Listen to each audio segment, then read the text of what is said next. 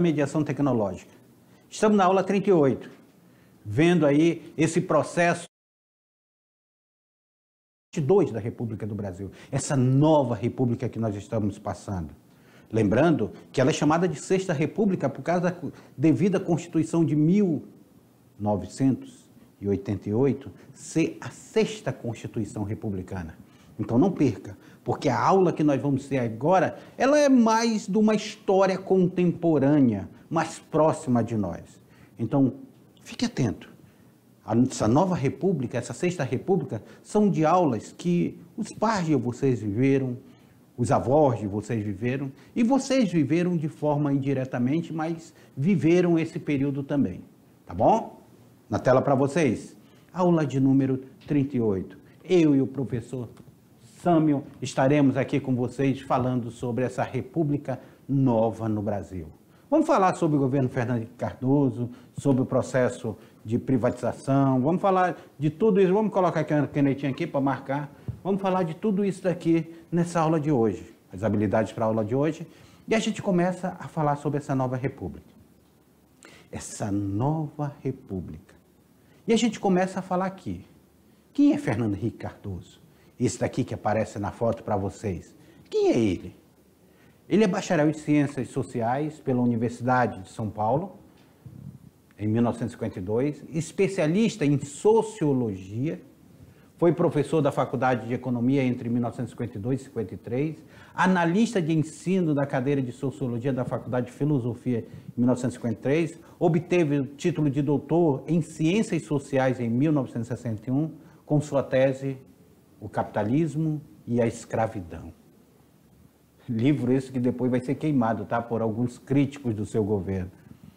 Optaram pela carreira acadêmica, especializou-se na França e tornou-se professor de Ciência Política da USP, onde obteve o grau de livre docência em 1963.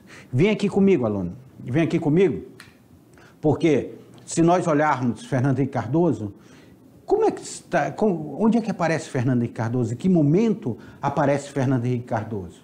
Aí nós nos reportamos para Fernando Henrique Cardoso, que ele trabalhou, ele foi ministro do governo do Itamar Franco, lembra? E o governo do Itamar Franco joga no colo do Fernando Henrique Cardoso, atribui a ele o real. Isso foi uma jogada política, porque o real foi no governo do Itamar Franco, mas eles atribuíram a Fernando Henrique Cardoso, a esse sociólogo. Por quê? Qual era a intenção? A intenção era justamente que fosse colocado Fernando Henrique Cardoso no processo sucessório para a presidência da República. E o real, diga-se de passagem, uma das grandes avanços que tivemos com o Plano Real, é que o Plano Real ele trouxe a estabilidade econômica. A partir do Plano Real, até hoje, nós temos oscilação da inflação, mas nada se compara do que foi na década de 80. Lembra da década de 80 que nós vimos que a inflação chegou até 1.700%? Pois é, nada se compara àquela inflação. Então o real ele trouxe uma estabilidade. E essa estabilidade política e econômica, o brasileiro pôde planejar sua vida, foi que leva Fernando Henrique Cardoso a ser eleito presidente da República por 2 vezes. Que nós vamos ver na aula de hoje. Então, teve todo isso. O Plano Real, então, ele tem o seu lado positivo dentro desse processo de estabilidade. O Plano Real, que é lançado a URV, depois é lançada a moeda real, tem aquelas 3 etapas que nós já estudamos em aulas anteriores. Na tela para vocês aí. Então, o golpe militar de 64, Fernando Henrique Cardoso exilou-se no Chile e em 1968 retornou ao Brasil e assumiu a Cátedra de Ciência Política da USP. No entanto, ele vai ser aposentado compulsoriamente aos 38 anos de idade, em 1965, período da ditadura militar. Quem não agradava iria ser aposentado, com base no que estava previsto no Ato Institucional de número 5. Ato Institucional. Assumiu em janeiro de 1995, FHC, Fernando Henrique Cardoso, ele é conhecido como FHC, já havia sido suplente do senador Franco Montoro em 1978, chegando a assumir a vaga de Senado Federal. Essa parte aqui do Senado que é interessante. Foi reeleito senador e nomeou ministro das Relações Exteriores do governo do Itamar Franco. Ocupou o Ministério da Fazenda e passou a trabalhar no Plano Real, quando ele vai para o Ministério da Fazenda. E em 1993, o Plano Real deixou a economia e reestruturou a taxa de câmbio. Então, ao desindexar a economia, o Plano Real, e a reestruturar a taxa de câmbio, porque o Plano Real, lembrando, o Plano Real, nós temos aqui no governo Fernando Cardoso, esse sociólogo que está aqui comigo, olha aqui, esse sociólogo que está aqui comigo, nós temos no governo Fernando Cardoso, ele por se tornar ministro, nós temos aqui essa figura com fortalecimento para ser candidato. É claro, ele enquanto senador, ele teve um caso com uma repórter, a Mônica, que foi na época o escândalo e tudo, a própria, aquele momento lá teve um abafa daqui, abafa de lá, e ela foi retirada do Brasil, e depois de vários anos, o filho dela já grande, ela voltou e deu um depoimento de como foi esse exílio, que depois vocês podem pesquisar aí, que está em manchete de vários jornais eletrônicos aí na internet. Então, essa daqui foi a estrutura do governo Fernando Henrique Cardoso, esse início. Então, ele precisava ser o candidato. Ele precisava ser o candidato para suceder o Itamar Franco. E foi um candidato que caiu como uma luva naquele momento. E ele é eleito presidente da República. Na tela para vocês, para entender melhor isso. A proposta de FHC era adequar o Brasil ao neoliberalismo. Um grande problema foi isso aqui, que ele escreveu uma coisa e aí ele vai implantar o neoliberalismo. Tanto é que ele declara em seu governo, colocaria um fim na era Vargas. Ou seja, a intervenção do Estado na economia seria mínima. Seria realizado privatizações de empresas estatais e reduzidos os direitos trabalhistas por meio da flexibilização da legislação. Pessoal, a política neoliberal, implantada por Fernando Henrique Cardoso, era a política que era trazida pelo Fundo Monetário Internacional. O FMI, ele trazia esse tipo de política, ele trazia essas premissas. O Estado, ele precisa ser mínimo. Por que ele disse que o governo da era Vargas seria esquecido? Por que eles colocam isso? Eu quero lembrar vocês que Getúlio Vargas, ele era, por ser nacionalista, ele vai estatizar as empresas. Ele deu prioridade à estatização das empresas, Getúlio Vargas. E o Fernando Henrique Cardoso disse, não vamos estatizar a empresa, não. Nós vamos fazer o seguinte, nós vamos pegar essas empresas e privatizar. Aí começa o processo de privatização. Começa esse processo de privatização dessas empresas. Porque era a busca do Estado mínimo. As empresas estatais precisavam ser vendidas. Professor, quais foram as empresas que foram vendidas? Na tela para vocês aí. Dentre as empresas que foram vendidas, nós estamos justamente com a Vale do Rio Doce, a Empresa Brasileira de Telecomunicações, a Embratel, e a Companhia Siderúrgica Nacional. Lembra a Companhia Siderúrgica Nacional que tinha sido criada por Getúlio Vargas? A Vale do Rio Doce, que tinha sido criada por Getúlio Vargas? Pois é, tudo sendo privatizado. Todas vendidas em valor muito aquém do estimado. Então, esse processo de privatização é um processo que ele vai estar muito presente nessa política neoliberal. Nós vamos ter forte esse processo de privatização aqui nessa política neoliberal.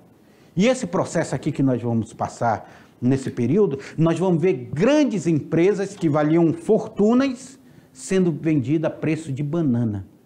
Isso foi um grande problema da privatização. Existe até um livro chamado Privataria Tucana, é interessante a leitura dele, que ele fala um pouco o que tem de pano de fundo nesse processo de privatização. O que não veio à tona esse processo de privatizações? que as empresas brasileiras foram entregues. A Vale do Rio Doce, aquela que recentemente nós tivemos 2 acidentes ecológicos que mataram pessoas, que envolve a Vale do Rio Doce, que hoje não é mais Vale do Rio Doce, só Vale, né, o nome da empresa, que foi privatizada. O capital que foi arrecadado por ela, um capital que valia muito menos do que o seu patrimônio. Então, a gente disse que elas foram vendidas por preço de banana.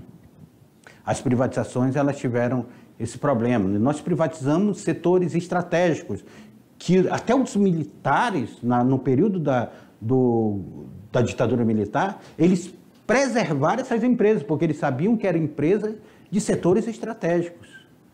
E o Fernando Henrique Cardoso resolveu privatizar. E nós vamos ver que outros governos que vão vir após ele, inclusive com a privatização, última privatização do pré-sal, estamos discutindo hoje a privatização da Eletrobras e a privatização dos Correios, que são empresas estatais. A privatização da Caixa Econômica, do Banco do Brasil, também tem uma pauta de discussão ainda hoje.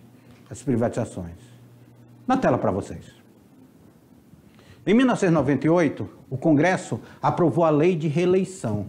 Pessoal, no meio do governo Fernando Henrique Cardoso, isso foi um escândalo muito grande na época. Ele leva para o Congresso uma lei que possibilitava ele a se reeleger. Imagina mudar a regra do jogo com o jogo acontecendo. Porque o mandato de presidente era de 5 anos, então passaria de ser de 4 anos e poderia ter reeleição. Para o cargo de governadores, prefeitos e presidente da República, foi aprovada essa reeleição. Dessa forma, Fernando Henrique Cardoso conseguiu reeleger-se presidente da República no primeiro turno da eleição de 1998, com um total de 53% dos votos válidos. Em segundo lugar, ficou Luiz Inácio Lula da Silva com 31% dos votos válidos. Então, nós temos aí esse período da eleição, essa disputa eleitoral entre o Fernando Henrique Cardoso e o Lula, e essa disputa eleitoral, olha aqui, ó, que nós tivemos aqui 53% e 31% dos votos. Então, com isso daí, nós vamos perceber que, mesmo com essa questão das privatizações e tudo, o governo do Fernando Henrique Cardoso, ele teve uma grande aceitação. O primeiro mandato dele teve uma grande aceitação. Não é à toa que ele teve uma aceitação tão forte que foi eleito no primeiro turno. Ele termina o mandato dele eleito no primeiro turno. Então, a aceitação dele foi grandiosa. Aí Fernando Henrique Cardoso parte para um segundo mandato. O que acontece nesse segundo mandato? Vamos ver aqui agora. O segundo mandato de Fernando Henrique Cardoso teve popularidade reduzida, tá? Principalmente pela ampliação do desemprego. O desemprego vai aumentar muito nesse segundo mandato dele. Os movimentos sociais começaram a se manifestar. Nós tivemos em Brasília, em 1999, nós tivemos a marcha dos 100 mil em Brasília. Foram 100 mil pessoas que foram para Brasília marchar contra a política de Fernando Henrique Cardoso. Então, sujeito ao trabalhador, a falta de emprego e a baixa de salário, gerando acentuada pauperização das camadas proletarizadas do país. Ou seja, o proletário, ele ficou pobre no governo Fernando Henrique Cardoso. E ainda tivemos o apagão, gente. Não se planejou a questão energética do Brasil e nós tivemos um apagão muito forte. E também, outra questão que pegou muito no segundo mandato foi o FMI, o Fundo Monetário Internacional. Nós vamos emprestar dinheiro do Fundo Monetário Internacional aumentando a dívida externa. O Fundo Monetário vai ser o que vai tentar salvar o final do mandato do Fernando Henrique Cardoso, do primeiro mandato, foi o que trouxe a reeleição. Se não fosse a FMI, o Fernando Henrique Cardoso já tinha perdido no processo de reeleição dele, porque a crise do Brasil estava grandiosa. E ela vai aparecer mais no segundo mandato dele, uma crise forte.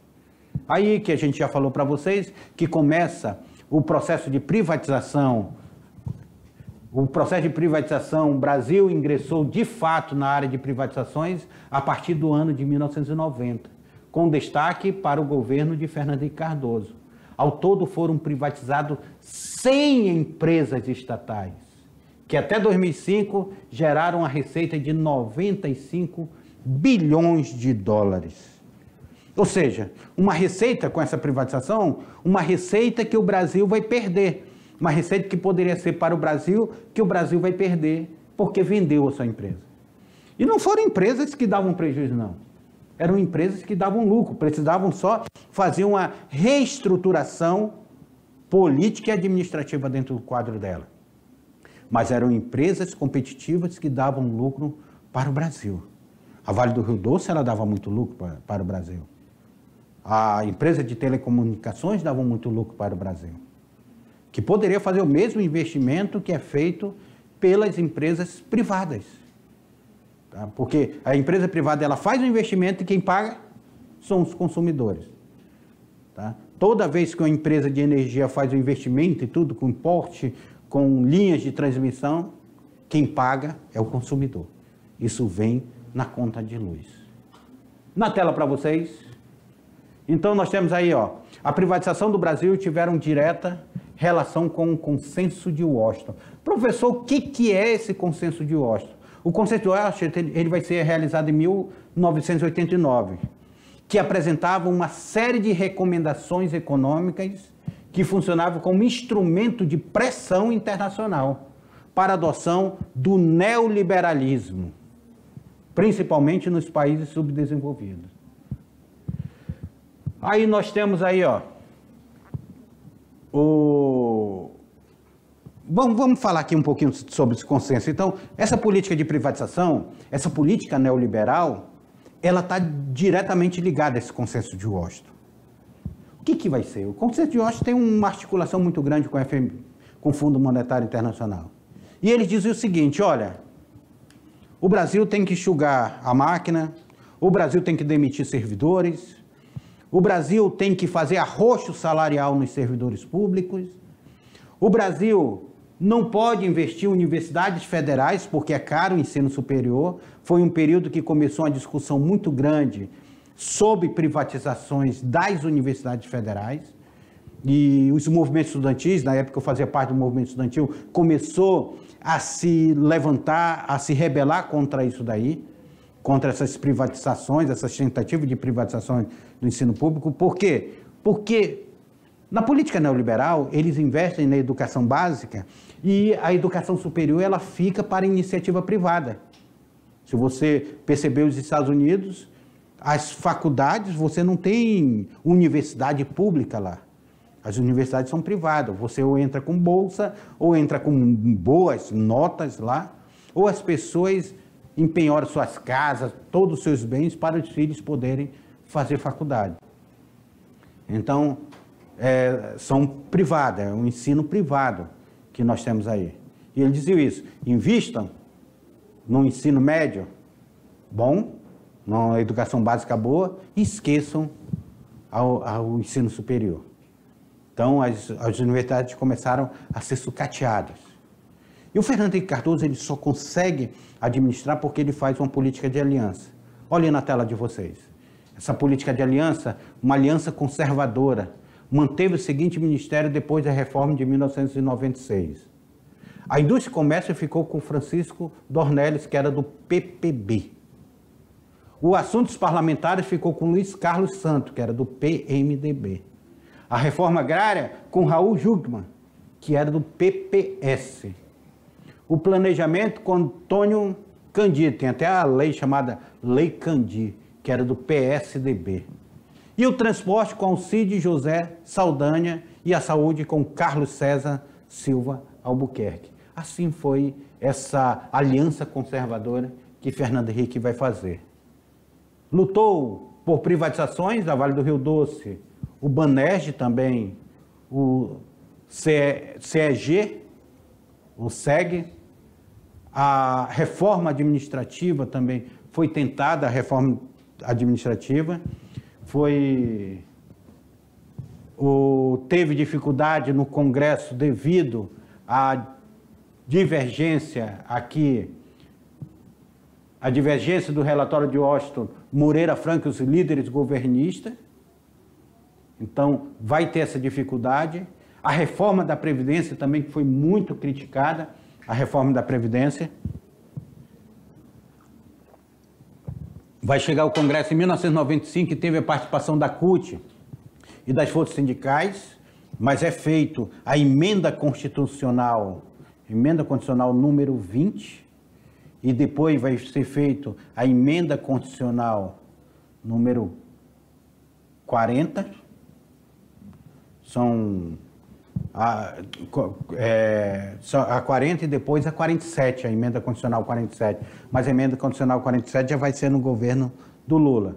A reforma tributária, o projeto foi aprovado em segundo turno pela Câmara e sofreu modificações do Senado. Precisou ser retomada para a Câmara. O movimento agrário, inicialmente, teria divulgado o assentamento de 40 mil famílias em 1995 e mais 60 mil em 96, só que o MST vai questionar isso aqui. Então, nós vamos estar diante... O movimento agrário, o movimento do sem terra, ele vai ser muito forte nessa luta, nessa marcha pela liberdade. Pão, terra, trabalho. Pão, terra, trabalho. Que cantavam nas suas marchas: esse é o nosso Brasil, esta é a nossa bandeira. É por amor a essa pátria Brasil que a gente segue em fileiras. Então, se cantava isso daí dentro do movimento do MST, porque é um movimento forte, até hoje o MST é um movimento forte que ele luta pela reforma agrária. Reforma agrária essa muito difícil de se ter e que causa vários conflitos no campo, inclusive conflitos esse que foi causado, como que foi causado aqui em Rondônia, conhecido como Massacre de Corumbiara. Massacre de Corumbiara, que é uma mancha grandiosa que temos na nossa vida aí, completou aí 26 anos do Massacre de Corumbiara. Mas também tivemos um que morreu mais agricultores, que foi de Eldorado dos Carajás. Na tela de vocês, aqui, em 1996, Eldorado dos Carajás, do sul do Pará, 19 integrantes do movimento morreram no conflito com a polícia militar. 19 integrantes. Então, na marcha aí, esse confronto, eles vão ser mortos. Aqui a exposição de seus corpos, a manifestação do Movimento Sem Terra para isso aí. No governo de Fernando Henrique Cardoso, tivemos também o escândalo da saúde, que vai pegar no seu governo em 1996. Caruaru, em Pernambuco, 60 doentes renais que estavam no tratamento dos institutos morreram devido a má condições das hemodiálises.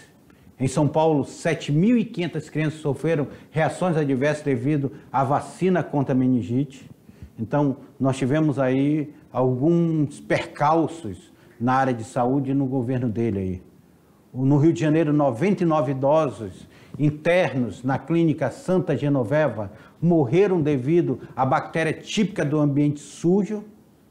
Nós tivemos aí esses idosos, tanto é que veio a questão que ele queria matar os idosos porque não queria pagar previdência. É aquelas fake news também que já existia daquele momento. A mortandade de bebês chocou o país. 30 morreram no Hospital Universitário Materno Infantil em São Luís e 11 no Hospital Antônio Pedro em Niterói. 33 no Hospital Materno Infantil Nossa Senhora de Nazaré, em Boa Vista, 51 na maternidade Assis Chateaubriand. Então, foi outro escândalo também da saúde, essa mortandade de crianças que nós tivemos. E na área financeira? A liberação do capital privado nas telecomunicações, sendo um monopólio da Telebrás quebrado. Daqui são as privatizações da Telebrás. Por lei, que autoriza a participação das empresas privadas e estrangeiras no ramo da telefonia celular. Essas empresas entraram, agora não são mais as empresas estatais, as empresas privadas que nós temos hoje, a Oi, a Claro, a TIM e outras empresas que estão nesse ramo. O banco entraram em crise, o Banco Econômico, o Unibanco, Bovespa, Banerj entraram, foi uma crise muito grande.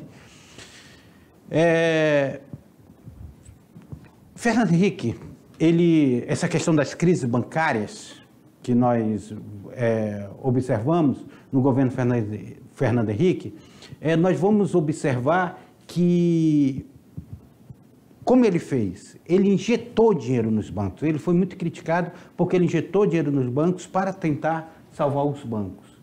E com isso os bancos pegaram esse dinheiro para especulação e esse dinheiro injetado nos bancos, não houve a circulação da moeda. E vocês sabem que a economia ela gira quando há a circulação da moeda. Então, ele vai ser criticado muito com isso daí, devido a ele ter investido nos bancos e não ter investido em programas sociais. Na tela aí para vocês, para a gente continuar vendo aí do governo Fernando Henrique Cardoso. O Paraná se tornou o terceiro polo automotivo do país, depois de São Paulo e Minas Gerais, lá no Paraná. Na maioria das viagens diplomáticas, o objetivo era a divulgação de um novo Brasil com economia estabilizada e inflação controlada. Economia estabilizada e inflação controlada.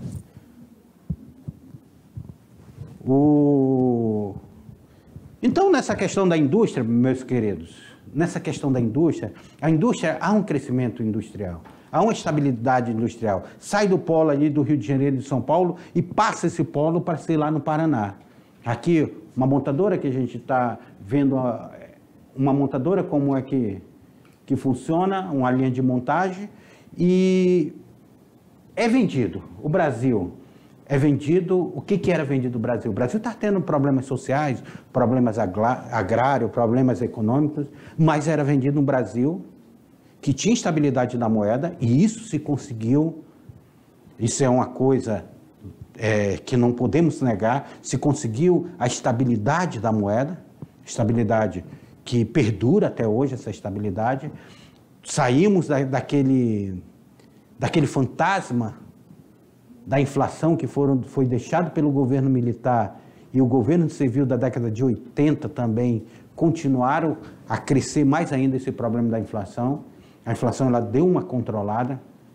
Então, era esse Brasil que era vendido para fora, dentro dessa estabilidade. Mas o Brasil ele precisava crescer, ele precisava se consolidar. O Brasil, na época do Fernando Henrique Cardoso, a reserva cambial ainda era muito baixa. Não chegava a 100 bilhões, não chegou a 100 bilhões a reserva cambial no governo Fernando Henrique Cardoso. E vocês sabem que o Brasil, para ser considerado forte, nós precisamos ter uma reserva cambial muito forte.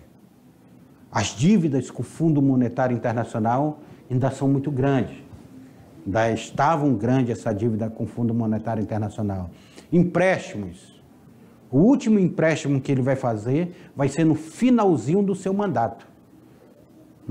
Na calada do seu mandato, ele faz um empréstimo de 30 bilhões de dólares. 30 bilhões de dólares. Só que não se efetiva esse empréstimo. Depois, no governo que vai suceder ele, eles vão devolver esse empréstimo e vão conseguir pagar e se livrar do FMI, que nós vamos ver lá para frente. Na tela para vocês. Fernando Henrique Cardoso conseguiu uma das maiores vitórias políticas do seu governo, que foi aprovar a lei que permite a reeleição para o cargo executivo. Essa lei beneficiou o próprio presidente que foi reeleito. Aí, essas empresas federais privatizadas durante o governo Fernando Henrique Cardoso. A empresa, o nome da empresa, o ramo de atuação, a data da privatização e o valor em bilhões de reais. Não é milhões não, tá? Valor em bilhões de... Excelsa, do Espírito Santo, distribuição de energia, 40 bilhões de reais, 400 bilhões de reais privatizada. Malha Oeste, a RFFSA, de São Paulo, que era da ferrovia, 63 bilhões. A Light, que é uma empresa distribuidora de energia do Rio de Janeiro, 2,5 trilhões de reais, 0,5 aí. A Malha Centro-Oeste de Minas Gerais, que é uma ferrovia, 316 bilhões de reais. A Malha Sudoeste da RFFSA, 2, e a Malha Tereza Cristina de Santa Catarina, 18, a Malha Sul, 209, a Malha Nordeste, 15 bilhões, e a Vale do Rio Doce. A Vale do Rio Doce, que foi privatizada, que era a grande menina dos olhos do Brasil, que valia 3 trilhões e 299 bilhões de reais, foi privatizado por preço de banana aí. Foi privatizado por preço de banana. Então, aí nós estamos vendo aí essas empresas que foram privatizadas. O segundo mandato de Fernando Henrique Cardoso, de 98 a 2012, a continuação do programa de privatização que, segundo a FHC, era necessário para reduzir o déficit público, parecia ter provocado o efeito contrário. Entre 94 e 99, o período de inúmeras privatizações, a dívida externa pública saltou de 108 bilhões para 328 bilhões de reais. Então, por isso que a gente disse que foi uma crise muito forte. Ela triplicou a dívida externa do Brasil no governo de Fernando Henrique Cardoso. Aí, de 94 a 99, ela vai triplicar essa dívida externa. E representando, no final do primeiro mandato, 39% do PIB brasileiro. E vai chegar até 50% do PIB brasileiro, gente. Essa dívida externa. Além das severas críticas feitas ao programa de privatizações, o segundo mandato de Fernando Henrique Cardoso apresentou outros problemas. Uma crescente dívida externa, um aumento da desigualdade social, inúmeras greves organizadas pela CUT e a Força Sindical, a crise do apagão, muito forte a crise do apagão. Infelizmente, o Brasil hoje ele corre o risco de ter uma nova crise do apagão. Apesar da crise do apagão ter ocorrido em 2001, ainda convivemos com o risco da falta de energia. Até hoje nós temos esse risco. Se não fosse Santo Antônio Giral feito aqui em Rondônia, se não fosse Santo Antônio Giral feito aqui em Rondônia, hoje essa crise ela poderia estar muito pior, porque nós temos uma linha interligada. Ou seja, a energia que ela é produzida aqui, ela é interligada com outras partes do Brasil. Agora, recordando aqui, 1995 e 2012, um pequeno resumo aí do governo Fernando Henrique Cardoso. Nós tivemos, utilizando o Plano Real como política de campanha, Fernando Henrique Cardoso foi eleito e reeleito pela primeira vez na história do Brasil, em primeiro turno, presidente do país. Aumento dos juros, queda do consumo e baixa da inflação. Aumento da violência no campo, o MST, e nas cidades, com crime organizado. Nós tivemos aqui muitos acampamentos do MST sendo atacados. E aqui na cidade também aparece o crime organizado com muita força. Empréstimos externos e internos aumentando consideravelmente a dívida pública, que eu já mostrei para vocês aqui, que a dívida pública ela sai de 108 bilhões para 328 bilhões. Aceleramento das privatizações, que foi o auge do neoliberalismo, sob o argumento de estimular a modernização e saldar a dívida pública, que não houve nada de pagamento da dívida pública com isso daí. Emenda da reeleição. O presidente, o governador e os prefeitos poderiam ser reeleitos. A dívida externa quadruplicou no governo Fernando Henrique Cardoso. e a adoção do câmbio flutuante. Aí, que era um câmbio solto, uma hora o dólar estava um preço, outra hora estava outro. Instituição da CPMF, que era aquele imposto sobre a movimentação financeira, e a lei de responsabilidade fiscal. A lei de responsabilidade fiscal, gente, foi algo interessante no governo. Ela limita os governantes a controlar melhor a sua dívida. Aqui foi um lado muito positivo a aprovação da lei de responsabilidade fiscal. O racionamento energético, o destaque internacional para o Programa Brasileiro de Combate à AIDS do ministro José Serra, que depois vai ser candidato a presidente. E a queda no segundo turno da popularidade do presidente, tanto é que ele não consegue fazer o seu sucessor. Então, meus queridos alunos, isso foi um pouco que nós vimos do governo Fernando Henrique Cardoso. Aqui, um governo que ele termina o segundo turno de uma maneira, expressividade, cabisbaixo. Daqui é um pouco do retrato do que foi o seu segundo mandato. Olha aí na tela de vocês, vejam depois, dê uma relida nesse ponto, que vocês irão entender melhor a aula aí, tá bom? E chegamos ao final de mais uma aula de história. Mas não sai daí não, porque daqui a pouquinho eu volto com vocês para fazer a revisão e nós corrigimos a atividade. Até daqui a pouco.